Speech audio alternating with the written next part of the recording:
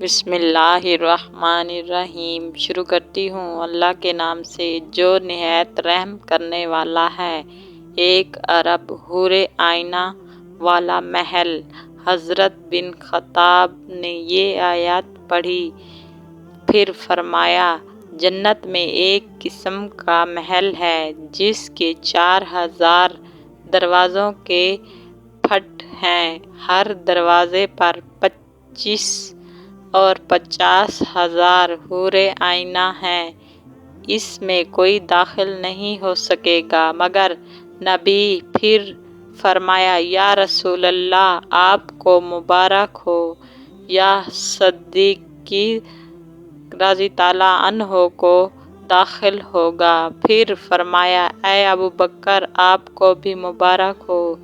شہید داخل ہوگا مگر عمر کے لیے شہادت کا رتبہ کیا۔ پھر فرمایا، وہ ذات جس نے مجھے کفر کی بدحال سے نکالا، وہ اس پر بھی قدردان ہے، مجھے شہادت کا رتبہ عطا فرمایا۔ اچانک آپ کی یہ تمنا بھی پوری ہوئی اور آپ شہادت کے رتبے پر قائم ہوئے۔ 4000 دروازوں کے پھٹیوں میں سے ہر ایک کو جب 50,000 حور آئینہ سے ضرب دیں تو ان کا مجموع ایک ارب حور آئینہ بنتا ہے۔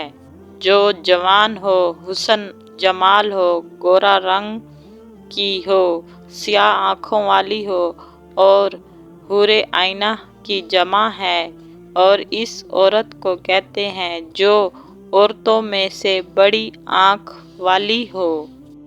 حضرت مجاہد فرماتے ہیں کہ اللہ کے دوست کے لیے ایسی بیوی ہے جس کو آدم حوا انسان نے نہیں جنا بلکہ اس کو زعفران سے پیدا کیا گیا ہے، اور وہ حور آئینہ ہے، یعنی وہ جنت میں تخلیق کی گئی ہے، ماں باپ کے واسطے سے پیدا نہیں ہوئی۔